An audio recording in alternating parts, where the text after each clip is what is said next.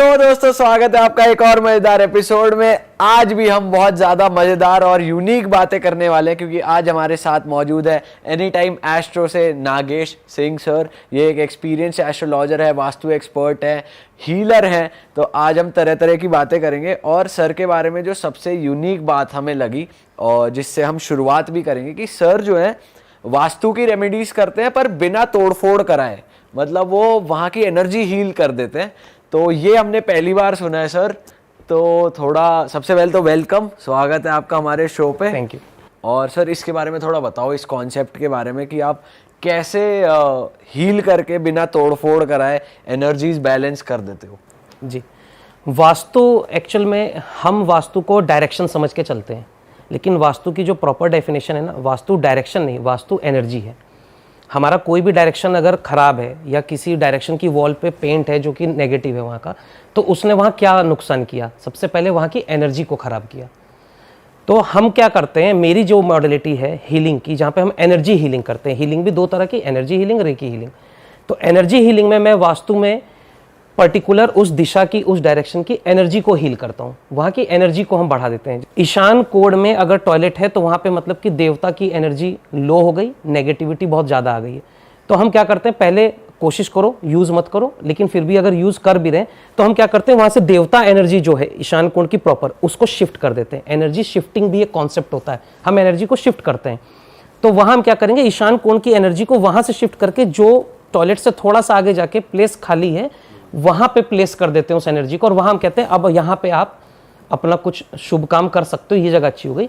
और वो जो कॉर्नर था ईशान कोण, वहां पे हम एनर्जी डाल के उसकी नेगेटिविटी को खत्म कर देते हैं, पॉजिटिव एनर्जी वहां पे डाल देते हैं। पॉजिटिव एनर्जी हमने डाली तो ऐसा नहीं कि वो एक बार डाली तो वो लाइफ टाइम के लिए हो गया, क्योंकि एनर्जीज की भी ना लिमिट होती है। नेगेटिविटी धीरे धीरे समय के साथ बढ़ेगी, पॉजिटिविटी डाउन होगी। तो इसको समय समय पे फिर हम हील करते रहते हैं। यहाँ पे मेरा कहना होता है क्लाइंट को कि अगर आप बदल सकते हो भविष्य में, बदल लेना, लेकिन 5 साल 10 साल 20 साल जब तक आप नहीं बदल पाओगे, हम एनर्जी हीलिंग कर रहे हैं आपके लिए। तो सर आप उस पर बिलीव करते हो? जैसे वास्तु का जितना हमने भी सुना है कि अगर वॉशरूम गलत डायरेक्शन में या कुछ भी, तो टेपिंग करवा देते हैं सीट के अराउंड। तो वो भी एक तरीके से सही चीज़ है या गलत है? वो ठीक है, वो भी वही है, कलर्स की एनर्जी होती है। अभी मैंने बोल दिया, वो टेपिंग करके वहाँ पे जो कलर की टेप लगाई, वो कलर की एनर्जी को वहाँ पे डालते हैं, लेकिन फिर भी जो एक फॉर्म होता है ना एनर्जी का, वो उस पर आता नहीं है। हर किसी के लिए वो रेमेडी फिर काम नहीं करती। बहुत सी शिकायतें आती हैं हमारे पास, हमने टेपिंग करी है, कुछ कहते हैं हमने रॉड्स लगा दी है ना, बहुत सी चीज़ें लगाते हैं, ज़मीन खोद के भी हमने कुछ दबाया है उसमें, मंजूषा सेंटर में लगा लेते हैं लोग, पर रिजल्ट नहीं आते। तो वहाँ पे एनर्जी हीलिंग ही काम करती है, जब ये छोटी चीज़ें काम ना करें। ये बहुत छोटी रेमेडी है, तो मैं प्रीफर नहीं करता इन रेमेडीज़ को। मैं सिर्फ हीलिंग पे काम करता हूँ। उसके बाद मैं अपने क्लाइंट को कहता हूँ, अगर आपकी संतुष्टि, आपको अच्छा फील हो, आप लगा लो। देखो होता क्या है, रेमेडी के नाम पे आप चूरन भी दे दो किसी को, लेकिन अगर उसको ये विश्वास हो गया ना कि चूरन में तो आपने कुछ एनर्जी डाल के दी है, मैं ठीक हो जाऊंगा वाला सेंस उसको ठीक कर देता है। ऐसा ही होता है घर में भी, वास्तु में कई लोगों का सेंस उनको वहाँ पे वो फील कराना शुरू कर देता है कि नहीं हमारा तो अब अच्छा है, हम खुश रहने लगे हैं, 2-3 टेप वगैरह लगा के, लेकिन वो कुछ दिन का है, 1-2 दिन बाद, 10 दिन बाद उनको फिर लो फील होने लगेगा। तो एनर्जी हीलिंग बहुत प्रॉपर काम करती है। दूसरा, वास्तु करते समय मैंने एक चीज़ देखी कि पूरा प्रॉपर वास्तु अच्छा है प्रॉपर्टी का, उन्होंने अच्छे वास्तुशास्त्री को बुलाया, सब काम करा लिए, फिर भी वहाँ पर परेशानियाँ हैं। घर में रेगुलर कोई ना कोई हेल्थ इशू चल रहे हैं सबके साथ, आपस में किसी की बनती नहीं, लड़ाई झगड़े हो रहे हैं, कलेश हैं। 1-2 सदस्य घर के ऐसे हो जाते हैं जो सिर्फ बर्बादी के लिए पैदा हुए थे, वो सुधरते नहीं। तो वहाँ पे मैंने देखा कि वास्तु की प्रॉब्लम नहीं थी, एक्चुअल में लैंड एनर्जी खराब थी, वहाँ पे नेगेटिविटी भी थी। अच्छा, ये जो नेगेटिविटी होती है ना, ये वास्तु खराब करती है। आपका कभी पर्सनली सामना हुआ है नेगेटिव एनर्जी से? हाँ, ऐसा हुआ, बहुत हुआ। वास्तु विजिट पे हुआ है मेरे साथ कि मैं वास्तु कर रहा हूँ और वास्तु करने के बाद मुझे ये फील हुआ कि कोई पावर है और वो नेगेटिव पावर है, और हमें ये फील होता है कि वो पावर चाह रही है कि काम मत करो यहाँ का, क्योंकि आप काम करोगे तो हमें हटना पड़ेगा, तो हमें काम करने से रोकती है। उस समय हमें फीलिंग आती है। तो मैंने की है हीलिंग। 1-2 केसेस में ऐसे हुआ कि सामने प्रत्यक्ष मुझे नेगेटिविटी, जिसको कोई बताओ, कोई केस आप गए हो, डिटेल में कहाँ गए हो, कौन सी जगह थी? एक केस मैंने किया था, फैमिली थी और उनका जब मैं वास्तु कर रहा था, जब मैं उनके मंदिर पे खड़ा हुआ ना, मैंने उनके मंदिर में खड़े होते वहाँ पे शिव जी की फ़ोटो थी, कृष्णा की थी, और मैंने उनको तुरंत बोला कि मुझे यहाँ पे ना मक्का मदीना और ऐसी चीज़ें दिख रही हैं। अच्छा। आपने यहाँ पे ना कुछ अपने धर्म से हट के चीज़ें यहाँ पे डाली हुई हैं और आपने एनर्जीज़ को डिसबैलेंस किया है, आपने ना इनकी कदर की ना उनकी कदर की। बोले नहीं ऐसा नहीं है। फिर मैंने फोर्स किया तो उन्होंने बोला 3 साल पहले करा था जी, 3 साल पहले हमने यहाँ पे शिव जी के बगल में ही मक्का मदीना की फ़ोटो रख दी थी। हमारे एक मित्र आए थे, उन्होंने बोला ऐसे भी कर लो, तो हमने किया। तो उन्होंने बोला कि 2-3 महीने हमें बहुत अच्छा लगा, हमारा बिजनेस भी अच्छा चला, उसके बाद डाउनफॉल और होने लगा। तो उन्होंने वो सारी फ़ोटोज़ उठा के नदी में बहा दी। अब वहाँ एक प्रॉब्लम है, देखो धर्म कोई भी हो, एनर्जी एनर्जी होती है। मैं हर चीज़ को यही कहता हूँ, कोई भी ईश्वर कोई भी भगवान है, लेकिन वो एनर्जी है। आप एनर्जी का डिसरिस्पेक्ट करोगे तो भुगतना पड़ेगा। उन्होंने डिसरिस्पेक्ट किया, उन्होंने वो नदी में बहा दिया। 3 साल हो गए, वो बर्बाद है 3 साल से, उनके ऊपर कर्ज भी था। तो मैंने उनको समझाया आपने पोस्टर हटाए हैं लेकिन एनर्जी आपने नहीं हटाई, वो ये प्रॉब्लम है। अब मैंने उनकी हीलिंग शुरू करी, प्रॉपर्टी सही करी, फैमिली मेम्बर्स की हीलिंग शुरू करी। लास्ट में उनका एक फैमिली मेम्बर था जिसकी मैं हीलिंग कर रहा था। हीलिंग शुरू हुई और उन्होंने कांपना शुरू कर दिया। तो मैं समझ गया कि अब नेगेटिविटी जो हम नहीं चाहते कि सामने आए, हम उसको बिना सामने आए क्लीन करते हैं, लेकिन वो आने लगी और वो प्रत्यक्ष उसके ऊपर आ गई और वो लेडी थी और उसकी आवाज़ बदल गई। तो मैंने पूछा कि कौन हो, क्या चाहिए, तो उसने बस एक ही बात कही कि मुझे तो स्थान चाहिए। अच्छा। उसने बोला कि आपने मेरी जगह को, मेरे स्थान को यहाँ पर अपने अनुसार कर दिया, मेरा तो स्थान छूट गया, अब मैं कहाँ जाऊँ। एक्चुअल में जब मैंने प्रॉपर्टी की हीलिंग करी तो नेगेटिविटी को प्रॉपर्टी छोड़ के जाना था, वो उसके शरीर पे आई इसलिए कि मुझे प्लेस दो अब। अच्छा। और वो एक्चुअल में उसके शरीर पे पहले से हावी थी, वो बीमार चल रही थी, उनका एक मिसकैरेज भी हो चुका था। ये मेल एंटिटी थी जो उनके अंदर थी या उनके ऊपर एक मेल एक फीमेल थी, 2 एंटिटी थी। हाँ। अच्छा। तो हम स्टडी करते हैं फिर उसको कि एंटिटीज़ आई कहाँ से, किसने भेजी, क्या था, तो वो सब मैंने स्टडी किया। उसके बाद उनकी हीलिंग हमने शुरू करी और वो एंटिटीज़ उनके ऊपर से हटाई। होता क्या, जब हम किसी की एंटिटी हटाते हैं प्रॉपर्टी की या किसी पर्सन के ऊपर से, तो वो हमें दिखती है बाद में, वो हमारे पास भी आती है। अच्छा। आपको भी नुकसान होता है? नहीं, नुकसान नहीं होता, लीनेज हमारे साथ होती है, प्रोटेक्शंस होती हैं हमारे पास पॉजिटिव एनर्जी है। तो हमारे पास पॉजिटिव एनर्जी इतनी ज़्यादा होती है ना कि नेगेटिविटी को हम ख़त्म करते हैं। सर थोड़ा ना आपकी हीलिंग को समझते हैं। जैसे आप एक एस्ट्रोलॉजर हैं और हीलिंग को लेकर सभी लोगों ने ये सुना है, चलो रेकी हीलिंग एक चीज़ होती है जो चल रही है आजकल मार्केट में, बट बीइंग एन एस्ट्रोलॉजर आप करते हैं एक दुर्गा माँ की हीलिंग और आप ये लीनेज की बात भी कर रहे हैं। थोड़ा एक्सप्लेन कीजिए, बताइए आप कैसे करते हैं ये। दुर्गा रेकी करते हैं। देखिए हीलिंग दो मॉडलिटी को मैं यूज़ करता हूँ। एक एनर्जी हीलिंग एक डिफरेंट चैप्टर है जिसको हमने यूनिवर्स से कनेक्ट किया हुआ है। वहाँ पे हम प्लैनेट्स की भी एनर्जीज़ को बैलेंस करते हैं, प्रॉपर्टी वास्तु भी करते हैं, और किसी की कोई स्पेसिफिक आदत है वो छुड़ानी है, रिलेशंस ख़राब हैं, उसके लिए हम माइंड प्रोग्रामिंग में भी उसको यूज़ करते हैं। सेकंड मॉडलिटी आती है हमारी हीलिंग में, जो दुर्गा रेकी में यूज़ करता हूँ। नॉर्मल रेकी में प्रॉब्लम क्या है कि रेकी इतने समय से चलती आई है गुरु शिष्य परंपरा के थ्रू कि अब लीनेज मालूम ही नहीं। जो हीलिंग कर रहे हैं उनको खुद अपनी प्रॉपर पूरी लीनेज का नहीं पता होता, तो वहाँ बाउंस बैक आता है। जब किसी के कर्म को काटा, किसी की हीलिंग करी, तो उनके बुरे कर्म थे, उसको आपने हील करके काट दिया, वो बाउंस बैक आता है। हम क्या करते हैं, दुर्गा रेकी में माँ दुर्गा हैं, फिर हमारे गुरुदेव हैं, उसके बाद हमें, तो हमें हमारी लीनेज का पता है। हमारे गुरुदेव ने माँ दुर्गा के साथ हीलिंग को कनेक्ट कर दिया। यहाँ पे हमारे साथ एक लीनेज और प्रोटेक्शन होती है। तो अब किसी की मुझे हीलिंग करनी है, हेल्थ रिलेटेड, रिलेशनशिप, फाइनेंस, किसी भी तरीके की, तो यहाँ जो हम रेकी यूज़ कर रहे हैं वो माँ दुर्गा की लीनेज को यूज़ करते हैं। तो जब वो एनर्जी वापस आती है, बाउंस बैक होता है कोई भी कर्मा, वो हमारे ऊपर नहीं आ पाता क्योंकि हम लीनेज से प्रोटेक्टेड हैं, कनेक्टेड हैं। तो हमें सिर्फ अपने लीनेज का आह्वान करना होता है, कॉलिंग करते हैं हम, और उसके बाद वो बाउंस बैक सब चला जाता है हमारी लीनेज में माँ दुर्गा तक, और वो यूनिवर्स में चला जाता है। तो क्लाइंट की जिसकी हीलिंग करी उसको भी कोई चांस नहीं है कि वो चीज़ दोबारा आएगी, ना हमारे पास ऐसे कोई प्रॉब्लम होते हैं।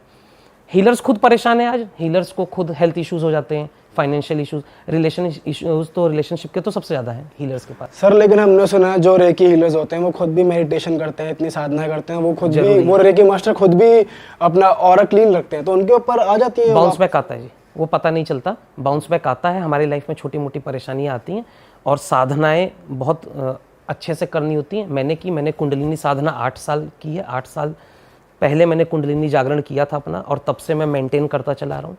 उसके बाद मैंने 3rd आई एक्टिवेशन करा अपना गुरुजी के सानिध्य में। थर्ड आई करने के बाद एनर्जी हीलिंग मॉडलिटी प्रॉपर तरीके से काम करती है, क्योंकि वो थर्ड आई से चलती है।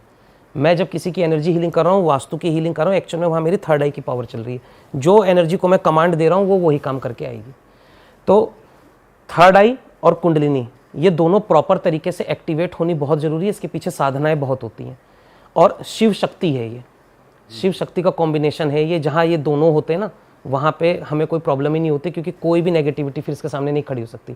थर्ड आई साक्षात शिव होते हैं और कुंडलिनी शक्ति, उसको हम प्रॉपर शक्ति बोलते हैं, वो काली रूप है। तो दोनों एक्टिवेट करने के बाद इस मॉडलिटी में आया हूँ। 8 साल मैंने रिसर्च की है, सिर्फ रेकीज भी कर ली, एस्ट्रोलॉजी कर ली, वास्तु कर लिया, न्यूमरोलॉजी कर लिया। उसके बाद मैं साधनाओं में जब आया, हीलिंग तो प्रॉपर मैं आपको बताऊं किसी से सीखने नहीं गया था। जब मेरी कुंडलिनी जागरण हुई थी तो मेरे हाथों से हीलिंग अपने आप होती थी, मेरी खुद की होती थी, क्योंकि उस समय मैं एस्ट्रोलॉजी कर रहा था। एस्ट्रोलॉजी में भी बाउंस बैक होता है। आप किसी के प्लेनेट की रेमेडी दे रहे हो तो आपने उसको कर्मों से उसको बचा रहे हो। शनि तो उसको सजा दे रहा था, आपने उसको रेमेडी दे दी तो आप उसके भागीदार बन गए इनडायरेक्टली। शनि सजा देगा। तो एस्ट्रोलॉजर्स भी साधनाएं इसीलिए करते हैं, बाउंस बैक से बचने के लिए। तो ये जो बाउंस बैक होते थे, तो कुंडलिनी जागरण मैंने इसलिए किया क्योंकि शुरू में मुझे बहुत परेशानी आई एस्ट्रोलॉजी सीखने के बाद करते समय। तो कुंडलिनी जागरण में बाउंस बैक से बचा। तो वहाँ हीलिंग का क्या प्रोसेस था, मैं जब मेडिटेशन में बैठा हूँ, मेरा हाथ अपने आप उठता था और मेरे सिर के ऊपर से एक बार घूम के और ऐसे कुछ फेंकता था। ऐसे 7 बार होता था और मैं कोशिश करता था कि हाथ को नीचे करूँ, वो नीचे नहीं होता था। कुंडलिनी हमारी बॉडी को अपने कंट्रोल में लेके वो चीज़ें, वो एक्सरसाइज करवाती है जो हमारे बॉडी को ज़रूरत है। कुंडलिनी एनर्जी को मालूम है कि मेरे साथ क्या प्रॉब्लम, मुझे क्या चाहिए। तो मैंने सीधे कुंडलिनी सिद्ध करी।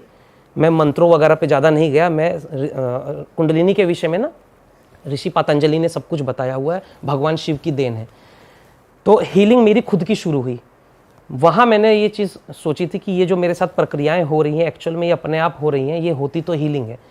तो हीलिंग की तरफ जाते हैं। हीलिंग पे गया तो मुझे वहाँ पे बाउंस बैक का पता चला, तो मैं एनर्जीज़ पे पहुँचा। फिर मैंने थर्ड आई एक्टिवेशन पे काम किया, वहाँ साधनाएं की हैं। 8-8 घंटे हम साधना करते हैं, 24 घंटे में से 8-8 घंटे सिर्फ मेडिटेशन में। कई बार समाधि में चले गए तो 2 घंटे तक पता ही नहीं होता मुझे। आँख खुलती तो मुझे लगता 5 ही मिनट तो हुए थे। तो घड़ी देखता हूँ तो 2 घंटे हो चुके। तो इतनी साधनाएं की हैं हमने, इतनी मेहनत की है, तब जाके थर्ड आई कुंडलिनी एक्टिवेशन हुआ। फिर गुरुदेव का सानिध्य मिला तो एनर्जी हीलिंग पे मैं आया, जहाँ एनर्जीज प्रॉपर काम इसीलिए करती है मेरे साथ क्योंकि मैंने चीज़ों को एक्टिवेट करके सिद्ध किया हुआ है। अब इस केस में मेरे सामने पैरानॉर्मल एक्टिविटी हो रही हो, वास्तु में कोई प्रॉब्लम हो या किसी इंसान के ऊपर कोई एक्टिविटी हो, हमें प्रॉब्लम नहीं होती क्योंकि हमारे पास प्रोटेक्शन लीनेज की होती है। और दूसरा, हमारी कुंडलिनी जब एक्टिवेट होती है तो हमारे पास अपनी खुद की भी पावर्स हैं। और एक बात सबसे इंपॉर्टेंट बताता हूँ, हिंदू धर्म में हम स्वयं में भगवान हैं, हम ही नारायण है, हम ही शिव है। श्री कृष्ण ने मुंह खोल के माँ यशोदा को पूरा ब्रह्मांड अपने पेट के अंदर दिखाया था। वो वहाँ पे यही समझाना चाहते थे कि आप इधर उधर मत भटको, सब कुछ आपके अंदर है, पूरा ब्रह्मांड हमारे अंदर है। तो यूनिवर्सल एनर्जीज भी हमारे अंदर ही है। तो जो मैं कह रहा हूँ ना, एक्टिवेशन हमने किया, एक्चुअल में कोई एक स्पेसिफिक मंत्र या यूनिवर्स से कनेक्ट नहीं किया था, अपने अंदर की एनर्जीज को जागृत किया है। और एक बार मैं बहुत हायर स्टेज पे जब गया था, उस समय मुझे अपने पेट पे खुद ये फील हो रहा था कि कुछ रोटेट हो रहा है क्लॉकवाइज, और गर्मी इतनी बढ़ गई थी मेरे शरीर में, पेट में ऐसा लग रहा था अंदर आग जल रही है और रोटेशन चल रहा है। अच्छा जी। और मैं उस समय वीडियो कॉल पे अपने गुरुजी के साथ था। तो गुरुजी ने बोला था कि आज तुम्हें भगवान फील करवाता हूँ, तुम बाहर ढूंढते हो ना, तुमको फील करवाता हूँ कहाँ है भगवान, आज पता चलेगा। तो बहुत हाई लेवल पे चला गया था उस दिन मैं मेडिटेशन में। तो मुझे जब वो फील होना शुरू हुआ तो अंदर देखना है, हमेशा मेडिटेशन में हम अंदर ही जाते हैं कि मेरे अंदर क्या है। जब मैंने अपने अंदर देखा तो मुझे प्रॉपर पूरा यूनिवर्स चलता हुआ दिख रहा था। और यूनिवर्स दिखने के बाद मैंने ये देखा कि जितनी भी मैंने हीलिंग्स उस टाइम तक करी हुई थी और जितनी एंटिटीज़ मेरे सामने दिखती थी ना, वो सारी एंटिटीज़ मुझे दिख रही थी यूनिवर्स में। किसी की प्रॉपर्टी की थी, किसी के ऊपर से कोई एंटिटी मैंने हटाई थी, वो मुझे जब मैंने अपने अंदर झांका तो वहीं वो दिखाई दी थी। उसके बाद साक्षात विष्णु का बहुत बड़ा स्वरूप मुझे दिखा। और उसके बाद मैं मेडिटेशन में ज़मीन पर पूरा लेट गया था, दंडवत प्रणाम जिसको बोलते हैं वो हुआ, और फिर मेरी आंखें खुली थी। उस दिन मुझे रियलाइज़ हो गया था कि भगवान हमारे ही अंदर है, हमें उसको जानने की ज़रूरत है। तो हम अगर मेडिटेशन कर रहे हैं, अपने ऊपर काम कर रहे हैं ना, तो सारी एनर्जीज़ हमारे अंदर आती है। बहुत मुश्किल नहीं है। मैं दुर्गा रेकी अट्यूनमेंट देता भी हूँ, ठीक है। महागुरु किया मैंने दुर्गा रेकी में, तो किसी को अगर मास्टर्स करनी होती है तो मैं उनको सिंबल्स अट्यून करके दे देता हूँ, उनकी एनर्जी को एक्टिवेट कर देता हूँ खुद से, तो वो आगे हीलिंग कर सकते हैं। ऐसा मैं करता हूँ, अपने क्लाइंट्स को भी देता हूँ। कई बार किसी की प्रॉब्लम बहुत ज़्यादा है तो डेली अगर हम उनकी हीलिंग नहीं कर पाते पर डे, तो मैं उनको अट्यूनमेंट दे देता हूँ और कुछ सिंबल्स उनको अट्यून करके दे देता हूँ कि अब आप खुद कॉल करके खुद आह्वान करो माँ दुर्गा का मेरा, और उसके बाद आप वो सिंबल अपने उस प्रॉब्लम के लिए अप्लाई डेली करो, तो रिजल्ट आता है। सर थोड़ा और नेगेटिव एंटिटी के बारे में जानते हैं। सिंस आप एक्सपर्ट हो और अब आप इतने एनर्जाइज्ड खुद भी हो, तो कभी आपको ऐसा हुआ नहीं कि आपको दिक्कत आई हो या कोई एंटिटी बहुत ही हायर पावर की हो, कुछ ऐसा एक्सपीरियंस है तो वो शेयर करो। ये क्वेश्चन बहुत अच्छा पूछा आपने। हम कहते हैं हमें प्रॉब्लम नहीं आती है, लेकिन फील ज़रूर होती है। एक बार हुआ मेरे साथ, एक ही बार हुआ था, उसके बाद मैंने फिर अपनी साधनाएं बढ़ाई। तो एक मेरे क्लाइंट हैं, मैंने उनके घर की हीलिंग करनी थी। उन्होंने बस मुझे बताया घर में आभास होते हैं, मैं बड़े उल्टे सीधे, तो उनकी प्रॉब्लम्स बहुत ज़्यादा थी। मैंने उनके घर की प्रॉपर हीलिंग करी तो मुझे वहाँ पे एक एंटिटी फील हो गई जिसको हम पिचाश बोलते हैं। पिचाश बड़े लेवल की एंटिटी होती है, उसके पास बहुत पावर्स होती हैं। तो मैंने उनकी जब प्रॉपर्टी हील करी, तो घर के हर मेंबर को हील करना ज़रूरी होता, सबको कवच करा। उसके बाद मैं रात को सोया, करीब 3 बजे के आसपास मुझे फील हुआ कि मेरे दोनों हाथ लॉक हो गए, मेरे सीने पे वज़न है और मेरी सांस घुट रही है। अब दम घुटना शुरू हुआ गले से, और जब ये घुटना शुरू हुआ और मैं उठा था, उठ नहीं पाया, झटके में मेरी आँख खुली थी। आँख खुलते ही मैंने तुरंत माँ दुर्गा का आह्वान किया, अपनी लीनेज को कनेक्ट किया और मैं बैठ गया। मैं नॉर्मल हो गया था। फिर मैंने आँख बंद करके मेडिटेशन शुरू किया, तो वो एंटिटी प्रॉपर मेरे सामने खड़ी थी। अब मैं उस एंटिटी को ये कहता हूँ कि जा यहाँ से, तो वो एंटिटी वहाँ से, एक्चुअल में एंटिटी बोलती नहीं है कुछ, हमें कानों से नहीं सुनता, वो इंट्यूशन होती है हमारे माइंड में। तो वो एंटिटी का ये कहना था कि मेरी जगह छीन ली तुमने आज, अब मैं कहाँ जाऊँ, अब मुझे तुम्हारा स्थान चाहिए। मतलब वो मेरे पास आ रहा, बोला वो शरीर में यूज़ कर रहा था, प्रॉपर्टी यूज़ कर रहा था, तो अब मैं तुम्हारे पास रहूँगा। वो एंटिटी थी कैसी, डरावनी थी? वो डरावनी होती। पिशाच हमेशा बहुत बड़े साइज में बहुत डरावने से दिखते हैं। एक्चुअली में उसको डिस्क्राइब कैसे करें, बहुत से फोटोज वगैरह डाल देते हैं लोग। हाँ। लेकिन अगर फीमेल एंटिटी होती है ना, तो बाल वाल खुले हुए ऐसे रूप में दिखती है फीमेल। वाइट साड़ी में ऐसा कुछ? देखो, फीमेल एंटिटी कई प्रकार की होती हैं। कुछ ऐसे ब्लैक में दिखती हैं, वो बहुत नेगेटिव होती हैं। कुछ यक्षिणी वगैरह होती हैं, और जिनको आजकल लोग पूजा करके सिद्ध भी करने लगे हैं तंत्र में, वो वाइट साड़ी वगैरह ऐसे रूप में दिखती हैं। कुछ इसमें रेड साड़ी में आती हैं माँ के रूप में, लेकिन वो माँ होती नहीं, वो होती एंटिटी है, लेकिन वो ये चाहती है कि तुम मुझे इस रूप में देख के तुम मेरी पूजा करनी शुरू कर दोगे, तो मुझे जो चाहिए वो तुम्हारे घर से मुझे मिल जाएगा। तो ऐसे डिफरेंट तरीके से वो दिखती हैं, जैसा उनको चाहिए होता है हमसे। मेल एंटिटीज़ में अगर जिन और जिन्नात होते हैं तो वो अक्सर वाइट कलर के कुर्ते पजामे में या ब्लैक कुर्ते पजामे में दिखते हैं। अगर पिचाश होता है तो उसकी ड्रेसिंग सेंस प्रॉपर उतनी अच्छे से समझ में नहीं आती, क्योंकि वो छाया रूप में दिखता है, ब्लैक ब्लैक धुआं सा रहता है। ठीक है, ब्लैक ब्लैक धुआं सा दिखेगा और उसके बाद एक बहुत बड़ी एंटिटी वहां पे और धुआं धुआं सा ऐसा। सर लेकिन आपको तो आंख बंद करके दिखता होगा ना? हाँ, वो आंखें बंद करे तभी वो फील होता है। वो आंखों के सामने तो चीजें नहीं ऐसे दिखती, तो हार्ट थोड़ी- अटैक आ जाएगा। हाँ, साक्षात थोड़ी खड़े होते हैं आपके सामने कोई। साक्षात तो किसी के सामने नहीं होते, वो फील ही होता है। कुछ केसेस में आभास होता है, आपको ये लगेगा कुछ गया है यहाँ से। आप ऐसे बैठे हो, जिस घर में नेगेटिविटी होती है वो क्लाइंट बताते हैं, हमें ऐसे लगता है हम बैठ के काम कर रहे हैं, हमारे इस रूम से दूसरे रूम कुछ गया। और मैं पूछता हूँ कैसा, तो बोलते हैं हमें ऐसा लगता है जैसे कोई कुर्ते पजामे में कोई आदमी था, बड़ा लंबा सा, वो गया।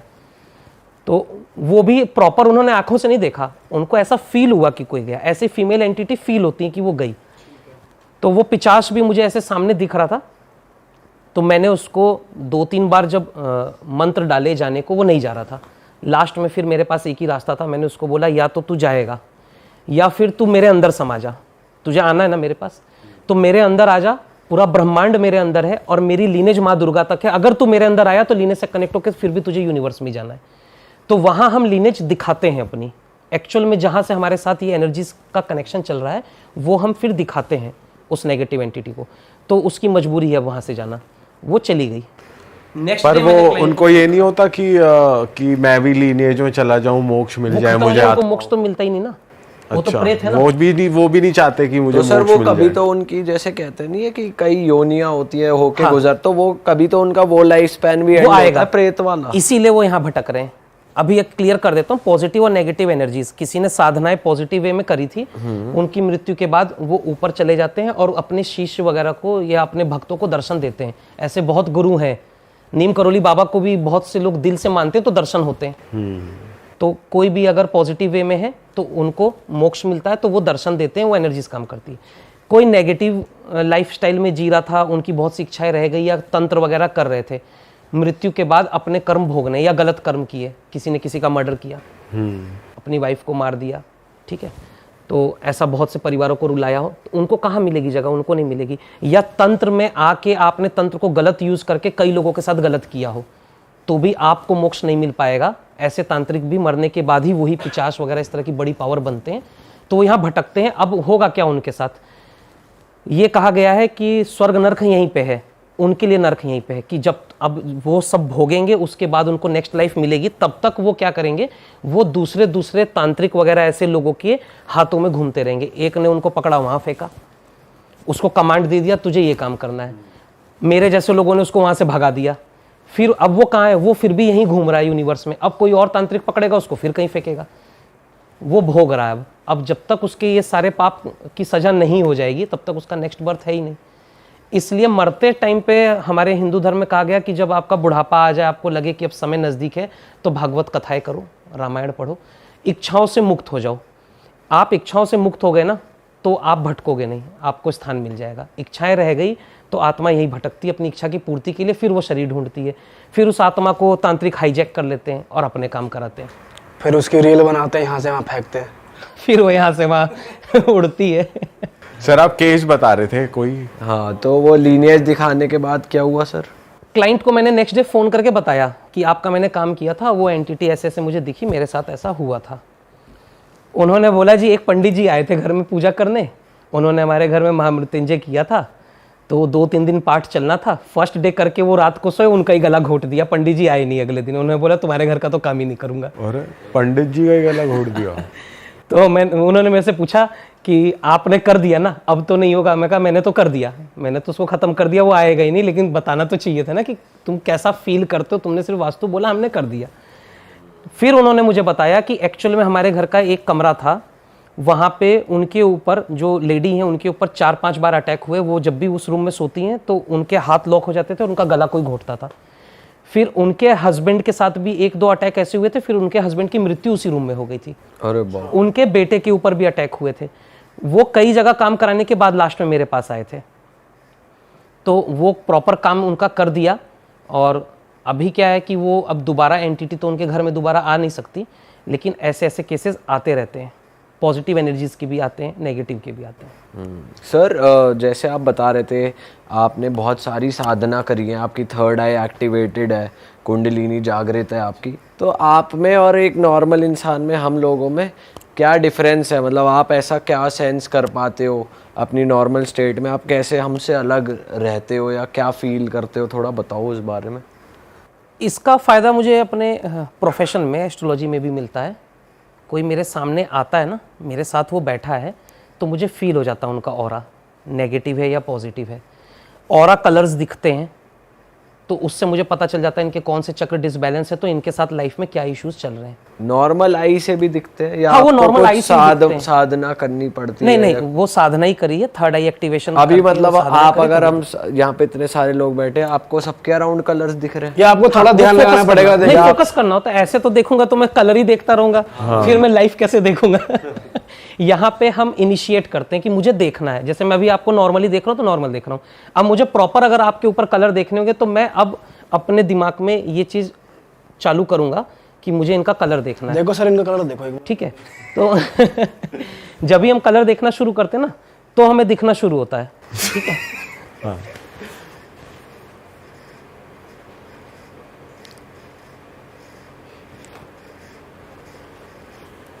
ऑरा आपका ब्राइट है, ऑरा ब्राइट होता है, ऑरा बड़ा होता है, तभी हम कनेक्शन बनाते हैं। पहला फॉर्मूला है, ऑरा बड़ा ही मिलेगा सारे पॉलिटिशियंस का, या जितने गुरु लेवल के लोग होते हैं, या हम कुछ ऐसा काम कर रहे हैं जहाँ हमारे पास कनेक्शन बहुत हो, तो ऑरा तो बड़ा ही होना चाहिए। तो ऑरा बड़ा और ब्राइट है, लेकिन बहुत हल्का शेड आपके साथ ग्रे है। हल्का शेड ग्रे होने का मतलब ये होता है कि हम कृपा भी पा रहे हैं, हम काम भी कर रहे हैं, ठीक है, स्पिरिचुअल होके भी चीज़ें, कई बार ना हम स्पिरिचुअल ऐसे नहीं होते हमेशा हाथ ही जोड़ते घूमे, हम मन से भी होते हैं, अपने कर्म को मान के चलते हैं, दया भाव होता है। लेकिन छोटी छोटी ब्लॉकेजेस रहती हैं, हमें ये फील होता है कि यार मैं इस लेवल को पा सकता था लेकिन अभी वो रुका हुआ है। मैं जिस हिसाब से कर्म कर रहा हूँ, मुझसे बुरे कर्म करने वाले अच्छा कर लेते हैं यार, मैं तो फिर भी अच्छे कर रहा हूँ। ये ब्लॉकेज हमें दिख जाती है। ये ब्लॉकेज मैं हमेशा हीलर्स के ऊपर देखता हूँ। अभी कल ही एक हीलर का मेरे पास कॉल आया था, तो उन्होंने अपनी फ़ोटो भेजी, मैंने उनको बताया ग्रे शेड है, आप काम कर रहे हो पर आप अपनी अर्निंग नहीं बना पाए हो अभी अच्छे से, आप हमेशा आगे बढ़ते हो ब्लॉक हो जाते हो। बोला सर सही बात है। तो मैंने बोला ग्रे शेड आ रहा है। बोले सर मैं तो रेकी हीलिंग करता हूँ, मैं तो डेली अपनी खुद की हीलिंग करता हूँ, ऐसा कैसे हो जाएगा? तो ये होता है, पता नहीं चलता लेकिन रहता है। वहाँ पे यही बात है कि आपने इतनी हीलिंग कर दी कि वो बाउंस बैक आया हुआ है, तो हमारे ऑरा को वो डिस्टर्ब कर चुका होता है। हम हीलिंग अपनी कर रहे हैं लेकिन कुछ ऑरा थोड़ा ऊपर जाके ब्लॉकेज है। बात बोलूँगा थोड़ी अलग लेवल की है। जितने गुरु जेल में हैं सबके ऑरा रीड किए मैंने। अच्छा। जब उन्होंने करियर शुरू किया था उनका ऑरा बहुत अच्छा था। समय के साथ वो हीलिंग इतनी कर चुके होते हैं, हर दुखी के ऊपर हाथ रखते हैं, सबके ऊपर कृपा डाल रहे होते हैं, तो वो बाउंस बैक आ जाता है। क्योंकि जब हम बड़े लेवल पे थे, जब गुरु बहुत बड़े लेवल पे आते हैं, उनके पास उतना समय नहीं होता साधनाओं का, या थोड़ा सा दिमाग भटक जाता है बिजनेस और पैसे के चक्कर में, तो साधना से जहां लालच आया आप साधना से बाहर आ जाओगे, ठीक है। माया साधना करने नहीं देगी। तो जब जब गुरु बहुत बड़े होते हैं, माया में आते हैं, साधना से बाहर हो जाते हैं, उनका ऑरा कलर चेंज होना शुरू होता है। उसके बाद वो फंसना शुरू होते हैं और बहुत सी चीज़ें कंट्रोवर्सीज उनके साथ होती हैं, उनके डिसीजंस गलत होते हैं, वो बेचारे कितना भी अच्छा करें, लास्ट में वो टीवी पे आ जाते हैं, न्यूज़ में आते हैं। तो इसलिए मैं कहता हूँ कि हीलर्स को भी अपनी हीलिंग करनी है, तो लीनेज जो हम यूज़ करते हैं दुर्गा रेकी में, वहाँ ठीक है, किसी भी तरह का बाउंस बैक नहीं है, माँ दुर्गा को सब समर्पित है। सर थोड़ा कलर्स के बारे में भी बताओ कि जैसे आपने ग्रे का बताया कि ये होता है, और कैसे कैसे कलर का क्या सिग्निफिकेंस होता है? कि 7 चक्र हैं, 7 चक्र के अपने सबके कलर्स होते हैं। येलो कलर किसी पे आता है, कोई टेंशन नहीं, कुंडली भी देखने की जरूरत नहीं पड़ती मुझे। कोई ऐसे क्लाइंट होते हैं हमारे पास, ऑनलाइन एप्लीकेशन पे एनी टाइम एस्ट्रो पे मेरे पास क्लाइंट आते हैं, कुंडली देखनी है, कहते हैं सर मुझे मेरा टाइम ही नहीं मालूम, अब कैसे काम करेंगे? तो मैं कहता हूँ आप फोटो भेज दो या वीडियो कॉल पे आ जाओ मेरे साथ। वहाँ पे बिना कुंडली के मैं उनके सारे प्लैनेट्स को चेक करता हूँ कलर वाइज, क्योंकि हमारा हर चक्रा एक प्लैनेट से कनेक्टेड। वीडियो कॉल पे ही? हाँ, वीडियो कॉल पे, या फोटो उन्होंने मुझे दे दी तो मैं ऐसे ही उनको देखता हूँ। तो ऑरा कलर से मुझे पता चलता है कि इनके कौन कौन से प्लैनेट के इश्यूज हैं। येलो कलर बहुत ज़्यादा आ रहा होगा तो फाइनेंस की प्रॉब्लम है, उनके ऊपर कर्ज भी मिलेगा। ग्रीन आएगा तो रिलेशनशिप इश्यूज हैं। पिंक आएगा तो बिल्कुल सगे से ही, जैसे वाइफ से धोखा मिला, गर्लफ्रेंड से धोखा मिला, मन से दुखी है। ग्रीन कलर आ रहा है, हमारा अनाहत चक्र है, ठीक है, तो हार्ट डिजीज़, हार्ट प्रॉब्लम आएगी। यहाँ पे वो बात ऑरा कलर पे तो बहुत लोग काम कर रहे होते हैं, लेकिन बिल्कुल एग्जैक्ट पिन पॉइंट कर देना प्रॉब्लम को या प्लैनेट को देखना, फिर वही है कि जब थर्ड आई हम यूज़ करते हैं, अपनी साधना का इस्तेमाल करते हैं, तो हम देख पाते हैं। कई बार मैं लोगों को ना सिर्फ देख के बता देता हूँ कि आपके ऊपर कर्ज है। अब येलो कलर फाइनेंशियल इनस्टेबिलिटी भी दिखा रहा है, लेकिन बिल्कुल एग्जैक्ट हम कह दे कर्ज है, ठीक है, या आपको धोखा मिला है प्यार में ही, ठीक है। कुछ लोगों के ऊपर कर्मा बाउंस बैक है, तो आपके ऊपर कर्म है, आपने अभी कुछ ही समय में, साल 2 साल के अंदर कुछ ऐसे कर्म किए हैं कि वहाँ पे बहुत सी हाय और बद्दुआएं मिली हैं, आप वो झेल रहे हो। तो ये चीज़ें हमें दिखती हैं। वहाँ पे फिर हम प्लैनेट्स को भी हील करते हैं, उनके ऑरा को भी हील करते हैं, और हीलिंग तब तक करते हैं जब तक वो कलर्स उनके पूरी तरह से ख़त्म ना हो जाएं, उनके ऑरा पे। सर जैसे आपने बताया हर कलर के साथ कोई ना कोई प्रॉब्लम पता चलती है हमें, तो आइडियल अच्छे ऑरा के कलर्स क्या होते हैं जो आपको लगता है कि हाँ ये ऑरा अच्छा है? देखिए, अगर स्पिरिचुअल पर्सन है या कर्म अच्छे हैं तो ब्राइट ऑरा रहेगा, वाइटिश, बहुत सुंदर प्यारी सी ब्राइटनेस दिखेगी, हमें भी देख के बहुत सुकून मिलता है आंखों को। इसके अलावा कोई भी कलर अगर दिख रहा है तो वो यही डिनोट करता है कि इस कलर से जो प्लैनेट रिलेटेड है या जो हमारा चक्र रिलेटेड है वहाँ पे डिसबैलेंस है और वो इश्यूज चल रहे हैं लाइफ में। कई बार कलर्स ब्राइट, बहुत लाइट और ब्राइटिश वे में दिखते हैं, वो पॉजिटिव वे में होते हैं। जैसे किसी का येलो बहुत ब्राइट और पॉजिटिव दिखता है हमें, तो हम समझ जाते हैं कि अब आप बहुत जल्दी बहुत स्ट्रॉन्ग फाइनेंशियल स्टेबिलिटी पाने वाले हो, बहुत अच्छे फाइनेंस आने वाले हैं आपके। सोलर प्लेक्सेस का कलर होता है येलो, भगवान श्री लक्ष्मी नारायण का स्थान मानते हैं इसको, तो लक्ष्मी बरसेगी। अगर वो चमक में है, ब्राइटनेस में, अगर वो डल है या ऐसा डार्क दिख रहा है तो आप कर्ज में हो, आप फाइनेंशियल इनस्टेबिलिटी में हो। मूलाधार में रेड दिखता है, वो स्टेबल नहीं है बंदा, वो परेशान भी है, वो बहुत घबराया हुआ है, परेशानियों में है और स्टेबिलिटी उसके पास नहीं है। तो ना सुख चैन वो नहीं होता। मूलाधार कनेक्टेड होता है मंगल से भी, तो कॉन्फिडेंस ही खत्म हो गया। शनि से भी इसको कनेक्ट करते हैं तो वैसी परेशानियां बहुत हो जाएंगी, स्ट्रगल हो जाएगा, अनस्टेबिलिटी तभी आनी है हमारे पास। थर्ड आई मैंने आपको बोला शिव जी, थर्ड आई सूर्य और चंद्रमा, इन दोनों प्लैनेट्स को लेते हैं। सहस्त्रधार चक्र फिर वही अगेन शनि का माना जाता है, पर्पल कलर है, ये हमें हायर एनलाइटमेंट की तरफ लेके चलता है।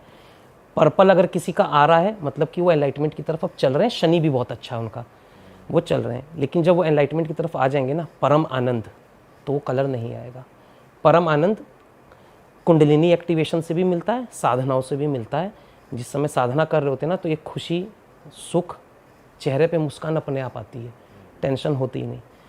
और अपने अंदर जब झांकते हैं ना तो मिलता है। जैसे मैंने जब कुंडलिनी कर तो ली, लेकिन जब मैं अपने गुरु के सानिध्य में था, हमने ऋषिकेश में रिट्रीट किया था कुंडलिनी का, गुरुजी मेरे साथ थे, तो गुरुजी ने बोला कुंडलिनी अब तुम्हारी प्रॉपर तरीके से पूरी खोल देता हूँ, सारी एनर्जीज काम करेंगी अब तुम्हारी। उस समय वाइब्रेशन नेक्स्ट लेवल थी। ऐसा होता है जैसे 440 वोल्ट का करंट शरीर में से दौड़ता है। मेरा शरीर इतनी तेज कांप रहा था कि नॉर्मली हम उसको कर नहीं सकते, इतनी तेज शरीर कांप रहा था, और मेरा शरीर मेरे कंट्रोल में नहीं था, और मैं गिर भी नहीं रहा था, मैं खड़ा था। तो उस समय गुरुजी ने बोला कि अपने अंदर झांक के देखो तुम्हें क्या मिल रहा है। तो वहाँ पे मैं जब अंदर झांक रहा था तो मुझे एक ही चीज़ चाहिए थी, आनंद। आनंद आएगा तभी एनलाइटमेंट की तरफ हम जाएंगे। तो अंदर एक साउंड थी, वो साउंड ऐसी चल रही थी मेरे अंदर, जिसको नाद बोलते हैं, हम बोल नहीं रहे लेकिन वो चलता है दिमाग में। वो चल रहा था, गुरु शरणम परम आनंदम, ये चल रहा था। और उस समय मैं यही सुन के सोच रहा था कि ये मैंने कहीं इसके बारे में भी काम नहीं किया, ऐसा पढ़ा नहीं, लेकिन ये कोई मंत्र भी नहीं आ रहा है, मतलब कि गुरु की शरण में ही परम आनंद है। तो हम जिसको भी गुरु बना रहे हैं, हम ईश्वर को गुरु बनाए, किसी को गुरु बना रहे हैं, तो वहाँ पे सरेंडर और डेडिकेशन 100% चाहिए।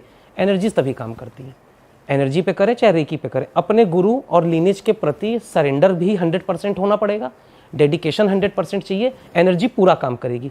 जिनकी खुद की डेडिकेशन थोड़ी बहुत डगमगा गई, उनको खुद विश्वास नहीं है, बोले यार हीलिंग कर रहा हूँ, हो नहीं रहा, मेरे पास पैसे नहीं आ रहे, उनकी पावर्स डे बाय डे फिर नीचे की तरफ जानी शुरू होती है। तो ऑरा कलर्स से हमें डेडिकेशन का पता चलता है। बहुत से लोग हीलर्स जब मेरे पास आते हैं तो मैं ऑरा कलर से ये देखता हूँ कि एक्चुअल में ये जिस भी लीनेज से जुड़े हैं, इनको खुद भी विश्वास है कि नहीं अपनी लीनेज पे, इनकी खुद की रिस्पेक्ट कितनी है अपनी लीनेज के प्रति, या सिर्फ पैसे के लिए काम कर रहे हैं। रेमेडीज दे रहे हैं ना लोग, पैसे के लिए खूब रेमेडी बिक रही है। रेमेडी देने वाला ही अमीर हो रहा है, रेमेडी लेने वाला कहाँ हो रहा है? सच बात है। एक शब्द बोल दिया, बोल दो, है ना, ऐसे बोल दो, कॉन्वेलेक्सा कॉन्वेलेक्सा बोल दिया आपने, आपने बोल के दूसरों को दिया, कंसल्टेशन आ गई, आप अमीर हो गए। कॉन्वेलेक्सा बोलने से अमीर हर कोई नहीं होगा। कौन होगा सर अमीर? देखो ये क्या होता है ना, जब भी हम कोई वर्ड किसी को देते हैं, स्विच वर्ड होते हैं ये, या अपने धर्म पे भी बात करें, मंत्र भी अगर दिया जाता है तो कैसे दिया जाता है? आप गए गुरु से मंत्र लिया, कैसे लिया? ऐसे कहीं लिखा हुआ था? नहीं, गुरु दीक्षा देते हैं, प्रॉपर दीक्षा दी जाती है, वहीं पे एनर्जी ट्रांसफर होती है। गुरु जब हमें मंत्र देते हैं, अपनी आवाज़ में बोलते हैं, तो वो इनिशिएट करते हैं, उस मंत्र में ऊर्जा होती है, वो जागृत हो गया मेरे साथ, अब मैं गायत्री भी करूँगा ना तो भी मेरी लाइफ अच्छी हो जाएगी। मंत्र को एनर्जाइज करते हैं, उसके हाँ, बाद गुरु देंगे तभी होगा। ओम नमः शिवाय भी दिया है, लेकिन गुरु ने दिया है, उस गुरु ने जिसने उस मंत्र को सिद्ध किया होगा तो होगा। ऐसे ही स्विच वर्ड्स भी मंत्र की तरह काम करते हैं, मैं मंत्र वाली एनर्जी। ओम नमः शिवाय तो वैसे ही बोलते हैं तो अच्छा लगता है, पॉजिटिविटी आती है, वो फिर वर्क करता ही है। नहीं, वो हमें अच्छा लग रहा होता है, एक्चुअल में उसको एनर्जाइज करना है, तब जाके वो काम करेगा। आप खुद कर लो उसको, ठीक है ना, आप कम से कम 11 लाख बार करो, वो एनर्जाइज हो जाएगा। जैसे गायत्री है, 11 लाख पे जाके एनर्जाइज होती है प्रॉपर तरीके से। कहने को लोग 1.25 लाख भी बोलते हैं, प्रॉपर 11 लाख पे। और अगर आपको गायत्री की एनर्जी से काम करना है, जिस लेवल पे मैं काम कर रहा हूँ एनर्जीज पे, वहाँ आपको 1.25 करोड़ करने पड़ेंगे। उस समय आप गायत्री को सिर्फ आह्वान करके और एनर्जी ट्रांसफर करके ये कह दोगे ना कि इस आदमी के सिर का दर्द खत्म होना है, तुरंत खत्म होगा। तो हमने उस लेवल पे यूनिवर्स की एनर्जीज को कनेक्ट किया है कि मुझे जिस व्यक्ति के लिए जो हीलिंग देनी है, जिस देवता का आह्वान करना, हम तुरंत करते हैं। प्राण प्रतिष्ठा जिसको बोलते हैं। ऐसे ही स्विच वर्ड्स भी होते हैं, ये भी तब काम करेंगे। ये क्या है, गुरुओं ने दिए थे स्विच वर्ड्स, अब गुरु ने अपने शिष्य को दिए, बता दिया ये वर्ड है, शिष्य ने आगे अपने लोगों को दिया, तो वो क्या है, गुरु शिष्य परंपरा पे चला था। अब इतने साल हो गए, गुरु शिष्य परंपरा तो खत्म, अब पता ही नहीं हमारे गुरु कौन थे, कहाँ से आया, तो अब ये वर्ड काम नहीं कर पाते। अब हम एनर्जाइज करके दे रहे होते हैं इसको। मैं पर्सनली, मेरे पास एनी टाइम एस्ट्रो ऐप पे क्लाइंट्स आते हैं, वो बोलते हैं कि सर मंत्र तो नहीं कर सकता। सही बात है, यूथ के पास टाइम ही नहीं है माला लेके मंत्र करने का। सही बात है ना, जॉब से आए हो आप 8 बजे थक के आए हो, आपको मैं बोल दूं माला ले लो, शनि के जाप कर लो, होगा ही नहीं होता, इतना स्ट्रेस है। जाप में भी आप दिन का सोच लोगे कि ऑफिस में क्या क्या हुआ, तो यूथ बोलता है कि ना कुछ शॉर्ट वाला दे दो, तो एनर्जी हीलिंग कर देते हैं हम उनको हम ऐसे प्लेनेट बैलेंस कर देते हैं, आप मत करो, हम दे रहे हैं एनर्जी आपको। या उनको स्विच वर्ड दे देते हैं कि आप एक ही शब्द बोल लो, आप कृष्णा ही बोल लो, उसमें ही एनर्जी डाल देंगे हम आपके प्रॉब्लम के अकॉर्डिंग। ठीक है, तो जब हम स्विच वर्ड रेडी करते हैं, वहां पे क्या हमें इंट्यूशन आती है, या तो कुछ स्विच वर्ड्स हमारे पास रेडी हैं जो हमने क्लाइंट के लिए डेवलप किए थे, हम इंट्यूशन से डेवलप करते हैं, थर्ड आई में हमें वो चीज़ विजुलाइज हो जाती है कि ये स्विच वर्ड इस प्रॉब्लम के लिए है, जैसे थायराइड के लिए, डायबिटीज़ के लिए, रिलेशनशिप के लिए, जॉब के लिए है। ठीक है, जॉब चेंज करनी है, पसंद की नौकरी, उसके लिए स्विच वर्ड हमने रेडी किया।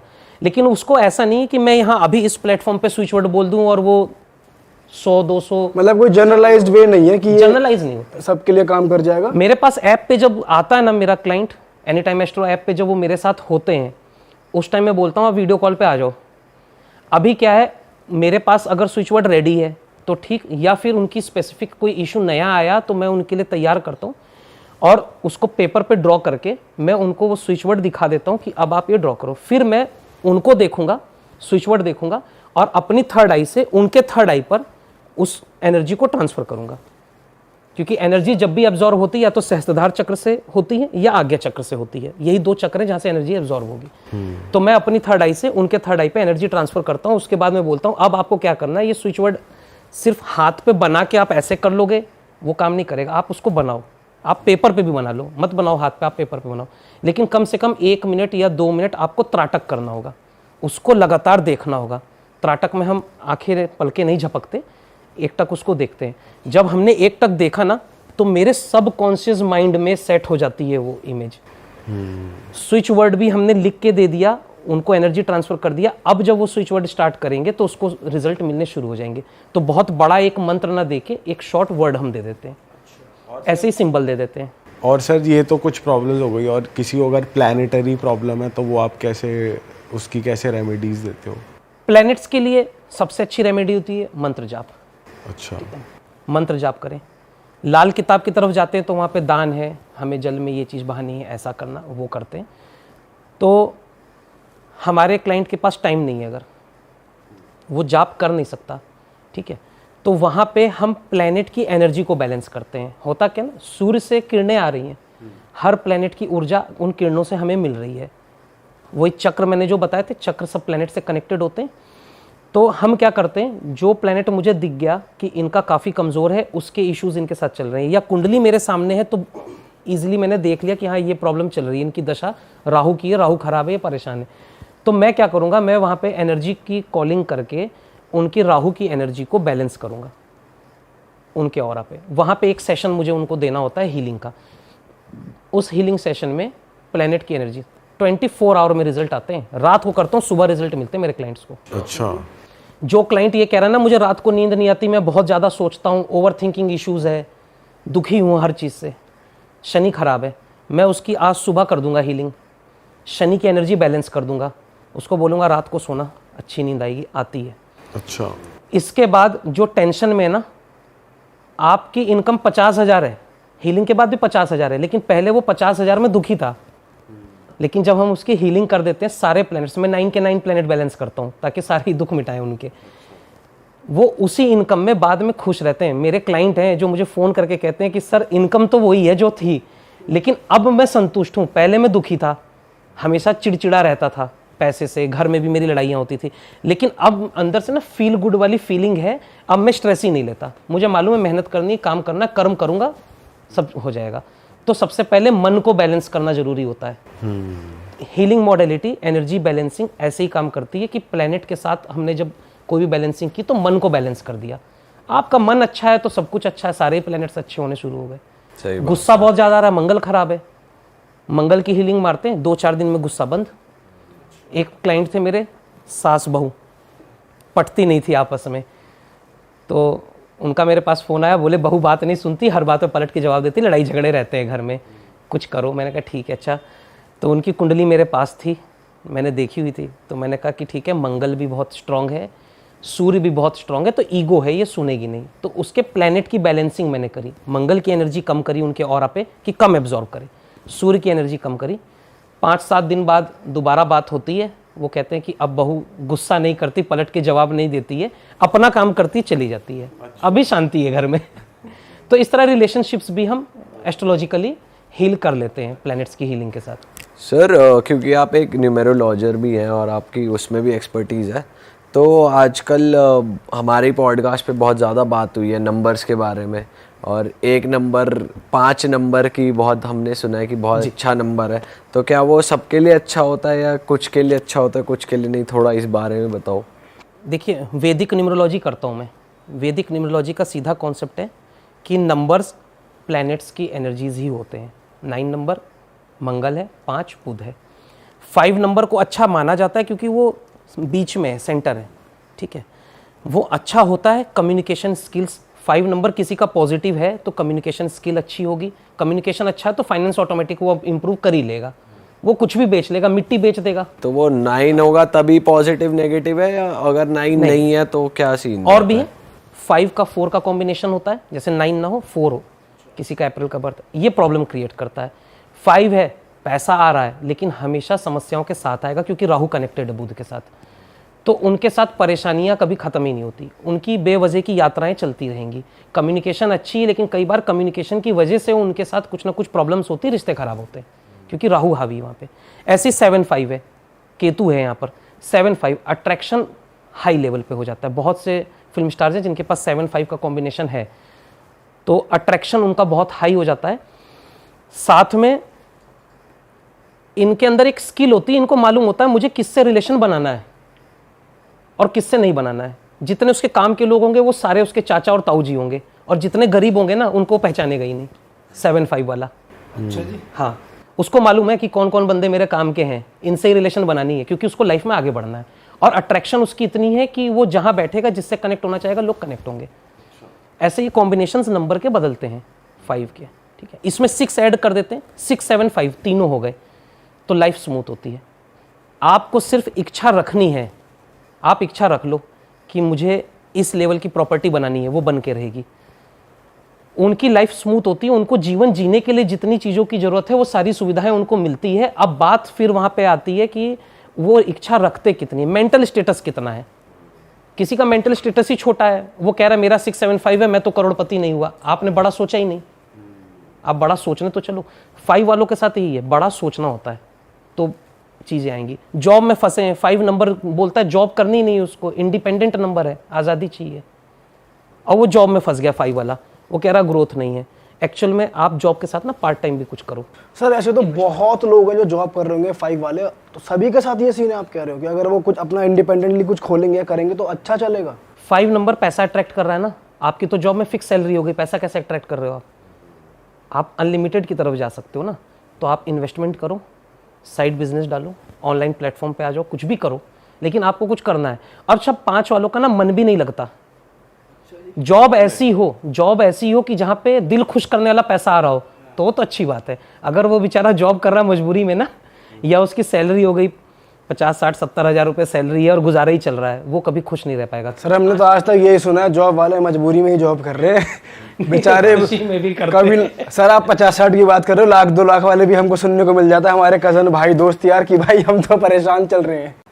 यहाँ पे जरूरत पड़ती है हीलिंग की, क्योंकि उनके दिमाग में एक ईर्ष्या का भाव सेट है कि वो उतना कर रहा है, मेरा खुद का भी अच्छा है लेकिन मैं दूसरे को देख के दुख पाल रहा हूँ। अब ना तो मेरे प्लेनेट दुख दे रहे ना कुछ, वहाँ क्या है, राहु काम कर रहा है, ईर्ष्या का भाव। वहाँ पे जब हम हीलिंग करते हैं ना तो माइंड प्रोग्रामिंग करते हैं हीलिंग में हम, तो इंसान के थिंकिंग पैटर्न चेंज करते हैं हम। अब आप सोचो ही मत, कौन क्या कर रहा है, खुश रहो, आपका अच्छा चल रहा है। खुशी सबसे बड़ा फैक्टर है एस्ट्रोलॉजी में। आप एस्ट्रोलॉजी में कितनी भी रेमेडी दे दो, शनि मंगल राहु सब सही कर दो, आप एक रेमेडी दे दो कि वो खुश रहना शुरू कर दे, वो अपने प्लेनेट खुद बैलेंस कर लेगा। सर ये तो फिर यूनिवर्सल बात हो गई कि यूनिवर्सल बात है, तो हम खुश रहो फिर खुश रहे तो फिर वो किसी आदमी एस्ट्रोलॉजर पे भी ना जाए। हाँ। इसीलिए तो हीलिंग करते हैं हम। मैं एस्ट्रोलॉजर होकर कहता हूँ एस्ट्रोलॉजर के पास मत जाओ भाई, जरूरत ही नहीं है। तुम्हें दे देते हैं ना एनर्जीज, दे देते हैं, खुश रहने की एनर्जीज देते हैं, तुम्हारे थिंकिंग पैटर्न को चेंज करने की एनर्जी देते हैं। तुम खुश रहना सीख जाओगे, सब कुछ अच्छा चलेगा। मेरा एक क्लाइंट था, उसका शोरूम है कपड़ों का, ठीक ठाक चलता है, पर वो दुखी रहता है। अच्छी गाड़ी है, घूमना फिरना लाइफस्टाइल सब बढ़िया है, लेकिन वो दुखी है। वो जब भी फ़ोन करे तो मुझे एक ही बात करे, नागेश जी आज बहुत डिप्रेस्ड फील कर रहा हूँ। मैं कहा क्यों, आज काम नहीं चला? नहीं, काम तो चला, कमाई तो बहुत अच्छी है, पर पता नहीं क्यों दुखी हूँ। उसका शनि बहुत ख़राब था, शनि की एनर्जी बहुत लो थी, शुक्र भी उसका लो था। उसकी बर्थ डेट में 5 और 4 का कॉम्बिनेशन भी था। उसकी कुंडली में शनि और चंद्रमा साथ में बैठे हैं, सारे फैक्टर हैं दुखी रहने के उसके पास, लेकिन पैसा उसके पास बहुत है क्योंकि 5 नंबर है ना बर्थ डेट में, वो पैसा दे रहा है, लेकिन उसके पास खुशियां नहीं थी।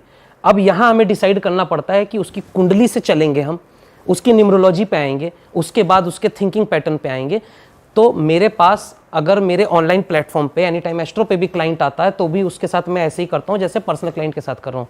कुंडली भी देखूंगा, बर्थ डेट भी देखूंगा, फिर उसका ऑरा भी देखूंगा, और फिर मैं शुरू करता हूँ उसकी हीलिंग। प्लैनेट से शुरू करता हूँ, पहले कुंडली ठीक करो। शनि चंद्रमा साथ में, पैसा तो वैसे ही नहीं जेब में टिक सकता, पानी की तरह बहेगा। चंद्रमा हमारा कैश फ्लो है, तो पैसा जाएगा। शनि उसके साथ लगेगा तो स्ट्रेस देगा। बर्थ डेट में हम आ गए, वहाँ पे हमने देखा ठीक है 4 नंबर की प्रॉब्लम है, राहु खराब है या और कोई कॉम्बिनेशन हमें खराब मिला, फिर हम उसकी हीलिंग करेंगे। उसके बाद आते हैं हम उनके थिंकिंग प्रोसेस की तरफ, जहाँ हम उनका ऑरा देखते हैं, उनकी आत्मा के साथ ये प्रॉब्लम्स क्यों है, क्यों उनको ऐसी आदत है। एक्चुअल में वो पास्ट लाइफ कर्मा है, पिछले जन्म में जो कर्म किए थे उसके अकॉर्डिंग ये जीवन चल रहा है। तो कितना भी मिलेगा लेकिन उसके अकॉर्डिंग वो दुख रहेंगे।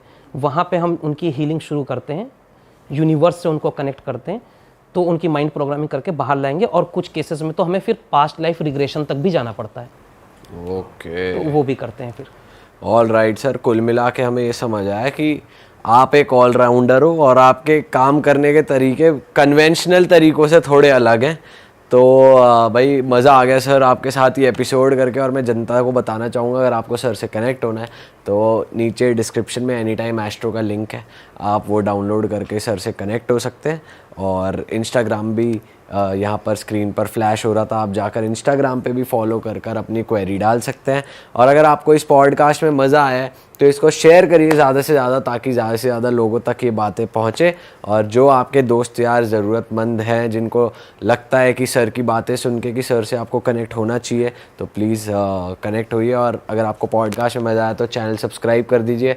बहुत मेजर चंक है जो बिना सब्सक्राइब करे चैनल के कंटेंट का मज़ा उठा रहे हैं, एक सब्सक्राइब बटन दबा दोगे तो हमारे लिए भी हेल्प हो जाएगी। और हम मिलेंगे नए पॉडकास्ट के साथ। सर जाते जाते आप कुछ मैसेज हमारी ऑडियंस को देना चाहते हैं? यूथ्स के लिए मैं मैसेज देना चाहूँगा कि आप बहुत ज़्यादा रेमेडीज़ की तरफ ना भागें, कर्म पर फोकस करें। और छोटी मोटी रेमेडीज़ जो आप हमेशा सुनते हो ना यूट्यूब पे, ये कर लो वो कर लो, आपका फोकस अपने काम से एक्चुअल तरीके से हट जाता है और आप सिर्फ एक वर्ड बोलने में रह जाते हो, फिर आप ग्रोथ की तरफ नहीं जा रहे हो।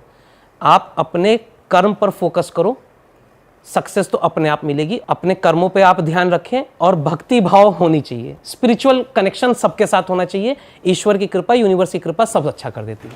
बहुत बढ़िया। चलो जी, बाय बाय, थैंक यू। जय बजरंग। जय बजरंग बली।